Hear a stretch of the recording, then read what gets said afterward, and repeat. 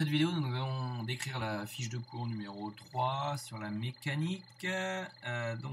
Cette fiche de cours porte sur la mesure du temps, l'amortissement et donc tout ce qui est aspect énergétique. Donc le travail d'une force en physique. Donc le travail est une grandeur algébrique. Donc algébrique, ça veut dire qu'elle peut être positive, négative ou nulle, qui permet d'évaluer donc l'effet d'une force sur l'énergie d'un objet en mouvement. Le travail constitue donc un mode de transfert d'énergie s'exprime en joules. Donc dans le cas général, le travail donc sur une distance AB, comme ça qu'on va de A et qu'on va de A vers B, d'une force, donc F constante. Donc ça, le point de terminal, on ne parlera de travail que des forces constantes, dont le point d'application se déplace de A vers B est égal au produit scalaire du vecteur F par le déplacement AB.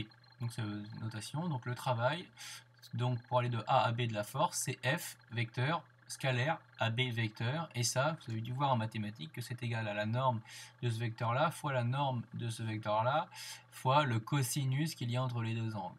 Donc un exemple, ici vous avez un déplacement AB, donc défini par un vecteur AB, vous avez une force constante, donc force constante en direction, en norme et en sens, qui se déplace comme ça. Donc ça veut dire que donc si elle est constante, la force, ça ne n'empêche pas de se déplacer, mais donc ça veut dire que pardon, je vais y arriver avec mon stylo. Donc ça veut dire que la force, si elle part ici, vous voyez qu'elle est, je peux toujours la dessiner parallèle, donc là elle est comme ça. Donc on a toujours des vecteurs qui sont parallèles dans la même direction, même sens. Donc dans ce cas-là, vous avez bien pour la norme, donc F, donc la norme de F fois AB, donc ici fois l'angle alpha qui est défini ici entre les deux angles. Donc le travail est en joules, la force donc est en newton et le déplacement est donc exprimé en mètres. L'angle alpha est l'angle qui est un angle entre le vecteur F et le vecteur AB. Sur ce document-là, il est intéressant de constater que le travail d'une force constante entre un point A et B est indépendant du chemin suivi, que l'on prenne différents chemins pour aller de A à B. Le travail sera le même avec ce trajet-là, le trajet envers ou la ligne droite, bien entendu. Ensuite, le travail des forces de pesanteur. Donc vous, les forces constantes qu'on va étudier, donc ce sera la force électrique et la force de pesanteur. Donc si un objet de masse petit m placé dans un champ de pesanteur uniforme G est soumis à son poids, dont le point d'application est le centre d'inertie de l'objet. Donc imaginez, vous avez un objet qui est en A, qui va se retrouver en B lors de son mouvement, et le poids est bien sûr toujours orienté vertical, dirigé vers le bas, que ce soit en A, que ce soit à ce point-là, ou alors que ce soit à ce point-là. La trajectoire étant ici, donc la trajectoire qui est en jaune. Donc, si je veux calculer donc, le travail du poids sur ce trajet AB, donc j'écris par définition W de AB de P, c'est P scalaire AB. Donc ici, P scalaire AB, c'est P, la norme de P, fois AB, donc le vecteur représentant donc, la ligne droite, peu importe le chemin suivi, fois le cosinus alpha. Donc ici, vous voyez que le alpha est représenté ici. Donc le alpha, or géométriquement, on peut démontrer que si je replace donc le vecteur ici, regardez bien le vecteur P, je peux très bien le mettre ici. Alors si j'appuie correctement, hop, et donc si je le mets là, ça veut dire que l'angle alpha il se retrouve ici. Et donc dans ce cas-là, qu'est-ce qu'on voit? Si on replace donc ce vecteur-là, on voit qu'au niveau du cosinus de cet angle-là, ben, ça va être l'hypoténuse ici, et là j'ai le côté adjacent. Donc le côté adjacent, il a une longueur qui vaut ZA moins ZB, cette longueur-là. Attendez, donc là, cette longueur-là, hop, c'est le côté adjacent, c'est la même chose que si je le mettais ici. Donc cosinus alpha, ça sera côté adjacent ZA moins ZB, divisé par l'hypoténuse qui vaut donc ici AB. Donc on obtient cette formule-là qui vaut que AB cos alpha vaut ZA moins ZB, si vous exprimez le cosinus. Donc je vais l'écrire pour vous. Cosinus alpha, donc c'est côté adjacent ici, donc on a dit ZA moins ZB, et je divise ça par l'hypoténuse ici, AB. Donc je le remontre. Donc le cosinus de cet angle-là, c'est donc le côté adjacent qui vaut ZA moins ZB, donc au niveau de la longueur, divisé par l'hypoténuse qui vaut AB. Donc on obtient bien AB cos alpha égale ZA moins ZB. Donc si on obtient ZA moins ZB, on remplace par AB cos alpha par ZA moins ZB, et on obtient que le travail sur AB du poids, c'est M, la masse, fois l'intensité de la pesanteur, fois ZA moins ZB. Donc on remarque déjà que le travail ne dépend que de l'altitude de départ et de l'altitude d'arrivée. Donc ce sont les altitudes repérées en mètres d'altitude de départ et d'arrivée. Ensuite, on a pour la force électrique. Donc le travail d'une force électrique, une particule donc de charge Q placée dans un champ électrostatique uniforme et soumis donc à une force F, donc F qui vaut F égale Q fois E. Donc ça, c'est un rappel que vous devez connaître quand vous avez une charge Q dans un champ de pesanteur uniforme. Elle est soumise, cette charge, à une force qui vaut F égale Q fois E. Donc regardez bien, là le cas, c'est on a une charge Q qui part de A, qui prend le chemin en bleu pour aller ici en B. Donc ici, donc le vecteur AB est représenté en rouge. La force ici, donc F égale Q fois E, on pourra supposer dans ce cas-là, pour que le schéma soit correct, que Q est positif. Donc si Q est positif, F et E sont dans le même sens. Donc dans ce cas-là, vous avez la force F qui fait un angle alpha ici avec le vecteur AB. Donc vous avez dû voir en première que le champ électrique, dans ce cas-là, d'un condensateur, il est donc perpendiculaire aux équipotentiels, donc c'est-à-dire qu'il est dirigé ici des armatures positives vers les armatures négatives. Donc ça veut dire ici que le travail selon AB de la force, donc c'est F scalaire AB par définition, vous écrivez que c'est F, donc là j'ai remplacé, donc F c'est Q fois E fois AB, donc c'est Q fois E, la norme, fois AB, et AB n'est rien d'autre que AB fois le cosinus de l'angle alpha. Donc de la même manière que dans la formule générale. Donc ensuite on va essayer de simplifier ça de manière géométrique. Donc qu'est-ce qu'on voit ici? On voit que AB cos alpha égale L. Donc pour vous le remontrer, regardez bien ce que je vais faire. Je vais remettre ici ce vecteur F ici, donc le vecteur qui a F ici, je vais le représenter en A, et vous allez voir ce qui va arriver. Donc le vecteur F, si je le représente en A, l'angle alpha, je peux le représenter ici. Donc si j'ai l'angle alpha ici, dans ce triangle rectangle là, qu'est-ce qu'on observe? Donc on observe que le cosinus de cet angle là, donc c'est le côté adjacent, cette longueur là qui est la même que celle-là, c'est-à-dire petit l divisé par l'hypoténuse AB. Donc si je l'écris, ça donne cos alpha égale adjacent sur hypoténuse. Et donc ici, j'efface maintenant et je remplace. Donc ça donne côté adjacent, donc on a dit côté adjacent de alpha, c'est ça. Et donc ça, c'est petit l. Donc c'est petit l. Et je divise par l'hypoténuse. L'hypoténuse pour l'angle alpha tel que c'est représenté. Donc c'est ici AB. Donc si je divise par AB, j'obtiens bien, en faisant le produit en croix, que L vaut AB cos alpha. Donc on remplace et on trouve donc Q fois E fois L en remplaçant ici donc AB cos alpha. J'ai remplacé AB cos alpha par petit l.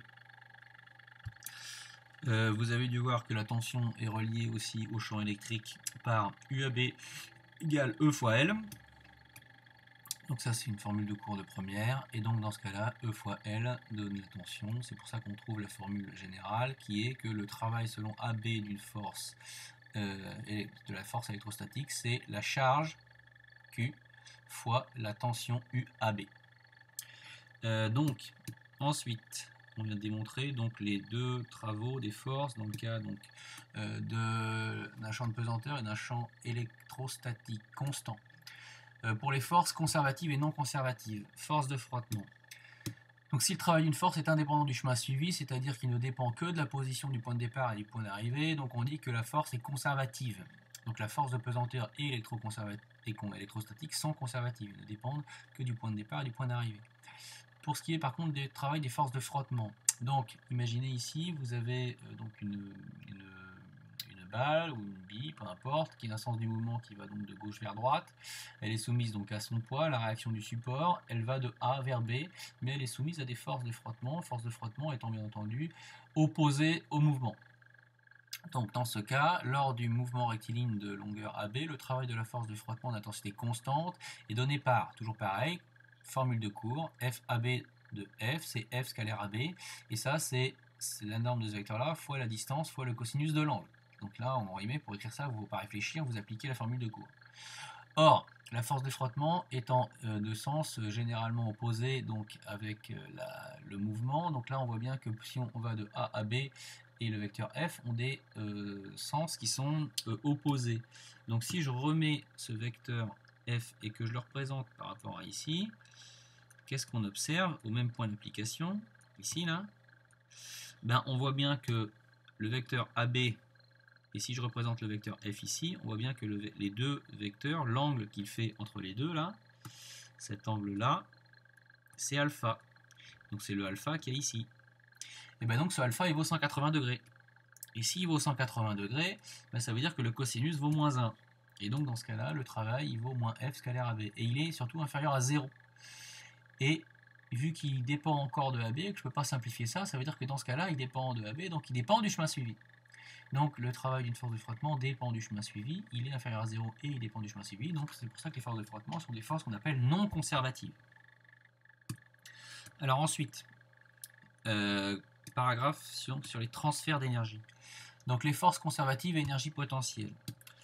La variation d'énergie potentielle d'un système, donc se déplaçant d'un point A à un point B, est l'opposé du travail donc effectué par les forces conservatives de somme F qui s'exercent sur le système. Donc la variation d'énergie potentielle, c'est l'opposé du travail des forces conservatives. Donc F ici, ça peut être une somme. Il peut y en avoir 350 forces, du moment qu'elles sont conservatives, c'est correct. Donc la variation d'énergie potentielle, qui est toujours EP final moins EP initial, est égale dans ce cas-là à l'opposé du travail des forces conservatives.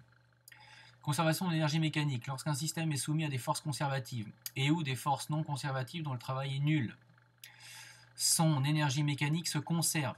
Donc si un système n'est soumis qu'à des forces conservatives, ou alors si les forces sont non conservatives mais que leur travail est nul, dans ce cas-là, la variation d'énergie mécanique est nulle. Si la variation d'énergie mécanique est nulle, sachant que donc l'énergie mécanique, la variation d'énergie mécanique, c'est toujours l'énergie mécanique finale moins l'énergie mécanique initiale, on voit bien que EMB, dans ce cas-là, si je regarde cette équation-là, EMB égale EMA. Donc c'est bien pour ça qu'on dit qu'il y a conservation de l'énergie mécanique. On a la même valeur d'énergie mécanique au départ et à l'arrivée. Ensuite, par définition, l'énergie mécanique est une énergie et la somme d'une énergie cinétique et d'une énergie potentielle. Donc ça veut dire que la variation d'énergie mécanique, c'est la variation d'énergie cinétique plus la variation d'énergie potentielle. Mais si ça c'est égal à 0 parce que toutes les forces sont conservatives, ben dans ce cas-là, on voit bien que si je prends cette expression-là, et ça c'est égal à 0, eh bien on voit bien que delta EC égale moins delta EP. Donc c'est pour ça qu'on dit que dans ce cas-là, lorsqu'il y a conservation d'énergie mécanique, il y a un transfert total de l'énergie potentielle en énergie cinétique et réciproquement. Donc quand l'énergie cinétique diminue, l'énergie potentielle augmente, parce qu'il y a un moins, et quand l'énergie cinétique augmente, ça veut dire que l'énergie potentielle diminue. Donc un exemple très simple de ça, lâchez un stylo de vos mains et vous allez voir qu'il va tomber sur la table. Il a une énergie cinétique, il a une énergie au départ potentielle qui est forte. Au fur et à mesure donc, que l'énergie potentielle diminue en allant par terre, l'énergie cinétique augmente. Donc son énergie potentielle diminue, son énergie cinétique augmente. Non conservation donc de l'énergie mécanique. Donc dans le cas, donc lorsqu'un système est soumis donc à des forces non conservatives dont le travail n'est pas nul, son énergie mécanique ne se conserve pas. Donc dans ce cas-là, la variation d'énergie mécanique du mouvement est telle que la variation d'énergie mécanique, c'est le travail des forces non conservatives. Et on a vu que ces forces, ces variations d'énergie, ce travail des forces non conservatives était toujours inférieur à 0. Donc c'est pour ça que dans ce cas-là, les frottements constitue une perte d'énergie mécanique pour le système étudié. Donc, lorsque il y a non-conservation de l'énergie mécanique, dans ce cas-là, il n'y a plus un transfert total de l'énergie potentielle en énergie cinétique, mais il y a un transfert qu'on va appeler plutôt partiel. Donc les frottements sont qualifiés de dissipatifs car ils sont donc à l'origine de diminution d'énergie mécanique. Donc quelques représentations graphiques. Au niveau de l'étude énergétique d'un système oscillant, ce qu'on a vu en TP, on a tracé, donc on a suivi donc le mouvement donc d'un pendule, on a fait le pointage, on a trouvé ses x, ses y en fonction du temps, on a pu tracer donc l'énergie cinétique, l'énergie mécanique. Et qu'est-ce qu'on a observé? On a observé que dans deux cas, on a observé un cas où on avait donc l'énergie potentielle ici en vert et l'énergie cinétique qui était en totale opposition de phase, donc c'est-à-dire quand l'énergie potentielle est max, l'énergie cinétique est min et réciproquement, et la somme des deux fait que l'énergie mécanique en bleu ici est toujours constante. Donc vous voyez bien qu'ici il y a vraiment le transfert, puisque le transfert total d'énergie, donc là l'énergie potentielle va se transformer ici, va diminuer au fur et à mesure, l'énergie cinétique augmente. Donc là il y a bien un transfert total d'énergie donc vers potentiel en énergie, donc ici rouge, énergie cinétique. Donc il y a une transformation d'énergie potentielle en énergie cinétique de manière totale. Ensuite, quand il y a des frottements qui sont relativement importants, donc dans ce cas-là l'énergie mécanique ne se conserve pas, on obtient plutôt une courbe qui est en bleu, donc ça diminue au cours du temps, et donc dans ce cas-là, regardez bien, vous voyez bien qu'une énergie potentielle, l'énergie potentielle diminue, l'énergie cinétique augmente, donc il y a bien un transfert d'énergie potentielle en énergie cinétique, mais sauf que là ça n'augmente pas dans les mêmes proportions, puisque là si on diminuait jusqu'à 0, on augmentait dans les mêmes proportions, on revenait au cas initial de l'énergie potentielle, là c'est pas le cas, vous voyez qu'il y a bien un delta entre le départ ici et le maximum de l'énergie cinétique, là il y a une perte d'énergie due au frottement. Donc c'est ça la dissipation d'énergie due au frottement. Et donc ensuite dernière phrase, donc il est impossible d'utiliser des systèmes dissipatifs pour définir la seconde, donc car son évolution n'est pas périodique et surtout donc l'énergie n'est pas stable en fonction du temps. Donc c'est pour ça que vous allez le voir dans une analyse de documentaire, la définition de la seconde est élaborée à partir de l'orge atomique. Voilà, donc j'espère que cette description de cette fiche de cours